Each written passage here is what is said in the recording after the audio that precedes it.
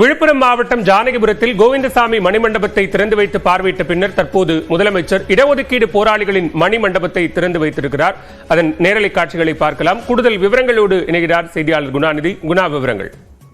வணக்கம் பாலா. அதாவது 1987 ஆண்டு நடைபெற்ற அந்த இடஒதுக்கீட்டு போராட்டத்தில் 21 பேர் சுட்டுக் கொல்லப்பட்டனர். அவர்களுக்கான மணிமண்டபம் அமைக்க வேண்டும் என்கிற நீண்ட நாள் கோரிக்கையை தொடர்ந்து விக்கிரவாண்டி இடைத்தேர்தலின் போது முதல்வர் பயணத்தின் போது வாக்குறுதி அளித்திருந்தால் மணிமண்டபம் அமைக்கப்படும் என தற்போது அதன் அடிப்படையில் விழுப்புரம் அடுத்த ஜானகிபுரம் பகுதியில் தற்போது அந்த மணிமண்டபம் என்பது அமைக்கப்பட்டுள்ளது. தற்போது அதனை தமிழ்நாடு முதலமைச்சர் மு.க. ஸ்டாலின் திறந்து வைத்து அங்கு அமைக்கப்பட்டுள்ள அந்த 21 போராளிகளுடைய மார்பளவு சிலைகளுக்கு மலர் தூவி மரியாதை செலுத்தி அவர்களுடைய குடும்பத்தினருக்கும் மரியாதை செய்கிறார்.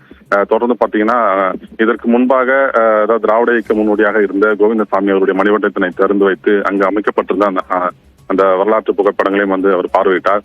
தற்போது அந்த இடஒதுக்கீட்டு போராட்டத்தில் உயிர் நீத்த அந்த 21 பேருடைய அந்த மணிமண்டபத்தினை திறந்து வைத்து ஒவ்வொரு சிலைக்காக மலர் தூவி மரியாதை செலுத்தி அவருடைய உறவினர்களுக்கு சால்வை போர்த்தி முதல்வர் தற்போது அஞ்சலி செலுத்திட்டு இருக்காங்க.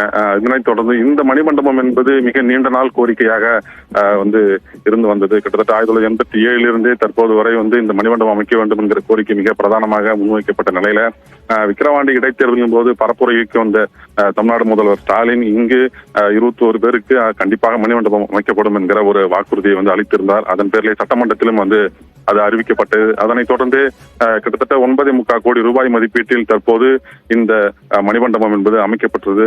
அதாவது பாத்தீங்கன்னா ஒரே வளாகத்திற்குள்ளாக இந்த 21 தியாகிகளுக்கான மணிமண்டபம் மற்றும் பாத்தீங்கன்னா திராவிட இயக்க முன்னோடி கோவிந்தசாமி அவருடைய மணிமண்டபம் என்பது ஒரே வளாகத்தில் அமைக்கப்பட்டு தற்போது அதனை முதல்வர் திறந்து வைத்து பார்வையிட்டு வருகிறார். பாலகன்,